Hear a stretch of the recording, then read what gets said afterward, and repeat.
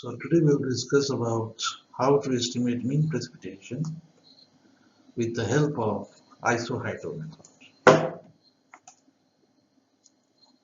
As already discussed, there are three most common methods for estimating mean precipitation of a watershed from the different rainfall as measured by the different gauge stations available in that watershed. So is uh, this is what we know as Isohyetal method. Now, before beginning, let us explain what is isohyetal lines. So the isohyetal lines is that line which connects the points which have equal precipitation. Suppose in a watershed there are different gauge stations, correct? Now, if I filter out those gauge stations which has measured today's rainfall as 5 millimeter, then we can draw a curved line within the watershed like this. So in this line, the precipitation as measured by the gauge points or gauge station is same. That means 5 millimeter. Similarly, there can be another line which connects those points which have a precipitation of 4 millimeter, and so like this. So generally what happens if this is the watershed, then the isohyetal lines are like this generally, and this line represents one precipitation, this line represents another precipitation, this is another, this is another. You can note that this P1 and P2 is bordering interhyetal area. The area bordered by interhyetal lines is known as interhyetal area. So this is that area. This area is bordered by the line which represents the precipitation P1 and P2. Similarly, for P2 and P3 is engulfing this area or bordering this area, and then P3 and P4 bordering this area, and so on. And here also you have to begin from 0 to 1 to 2 to 3 to 4 to n. Correct? So to find the mean precipitation of this entire watershed, you have to apply this formula. A1, this is the interhyetal area between P1 and P2, multiplied by P1 plus P2 divided by 2. So if this is area 1 as bordered by P1 and P2, then this will be A1 multiplied by P1 by P2 divided by 2. Okay, plus A3 multiplied by P2 plus P3. That means A3, if this is the area A3, and this is the P2 and P3, then this will be A3 multiplied by P2 plus P3 divided by 2, and so on, and An minus 1 into Pn minus 1 plus Pn. So as you can see that if this is P1 and P2 and this is A1, then you multiply A1 into P1 plus P2 by 2. This is 1. Plus, then you go to the next one, P2 and P3, and this will be your A3.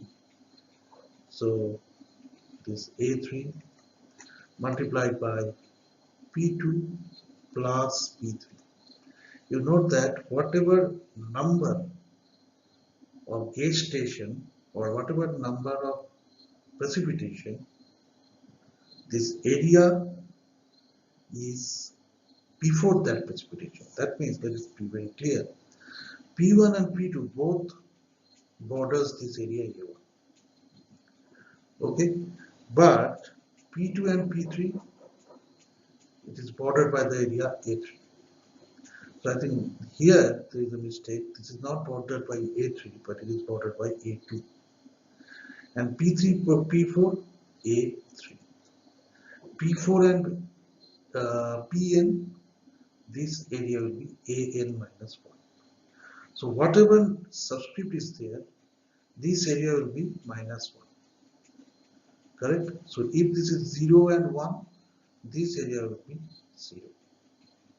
Again I am saying P1, P2, this is P2 minus 1, A1. So area bordered by P1 and P2 will be named as A1.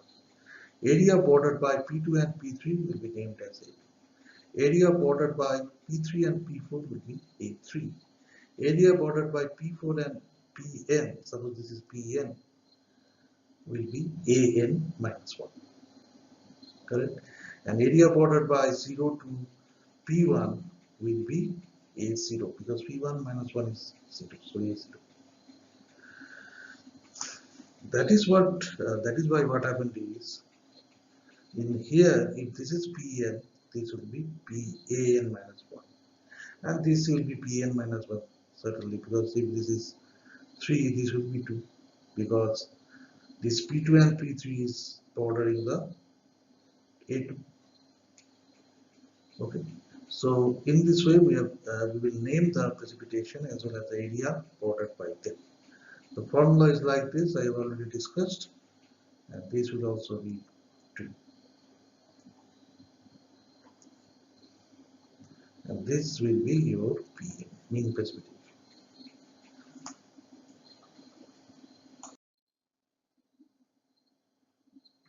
So let us take some numerical example of estimating mean precipitation of a watershed with the help of Isohyetal lines. So this is the estimate Pm if the area and precipitation of the Isohyetal lines is as given below. So here you see P0 is given, P1 is given, P2 is given, P3 is given, P4 is given, P5 is given, P6 is given. Correct? And also P7 is given. And this area is also given, that is the area which is bordered by P0 and P1 is A0, then A1 bordered by P1 and P2, then A2 bordered by P2 and P3, and so on, as we have already explained. So P0, P1 is bordering A0, P1 and P2 is bordering A1, P2 and P3 is bordering A2, P3 and P4 is bordering A3, P4 and P5 is bordering A4, P5 and P6 is bordering A5, and P6 and P7 is bordering A6, and so on. So we'll calculate up to A5, that means the area which has been bordered by P4 and P5 and P6. Up to this we will calculate. So the values are given, the precipitation and area values. As you know, the formula is also given, A0 into P0 plus P1 by 2, then plus A1 into P1 plus P2 by 2, like this. So what happens is, you just put values. What is the value of A0? 0 square meter. We have taken area square meter, precipitation in millimeter. So A0 is 0. So this entire term gets 0 because anything multiplied by 0 is 0. So let us come into the next part. A1 multiplied by P1 plus P2 by 2. A1 multiplied by P1 plus P2 by 2. As you see, if this is P2, this will be A1 because P1 and P2 is engulfing A1. Similarly, if this is P3, this will be A2 because P2 and P3 is engulfing or bordering A2. So the value of A1 is given. A1 is 2, so this will be 2. And P1 is 5, so 5, P1 is 5. P2 is 7, that's 7. So 5 plus 7 by 2, that is 12. 5 plus 7 is 12. Divided by 2 will be 6. Now this is 6 millimeter. This is square meter, right? So you will keep it as this of 2 into 6 plus, you know what is area 1. Area 1 is given, it is 2. Area 1 is given, so it is 2. Sorry, we have already calculated area 1. So we are going to A2. So A2 is given, it is 3. And this area A2 is bordered by P2 and P3. So P2 is 7, P3 is 8. 7 plus 8, 15 by 2 is 7.5. Then come to the next one. That means this A3. Correct? A3 is given as, where is A3? 5. So 5. And A3 is being bordered by P3 and P4. P3 is 8 millimeter, P4 is 12 millimeter. 8 plus 12 is 20, divided by 2 is 10. Keep it like this. Next, come to the next one. That means A4. A4 is bordered by P4 and P5. P4 is 12, P5 is 18. 12 and 18, 30. 12, 18, 12 plus 18, 30. 30 divided by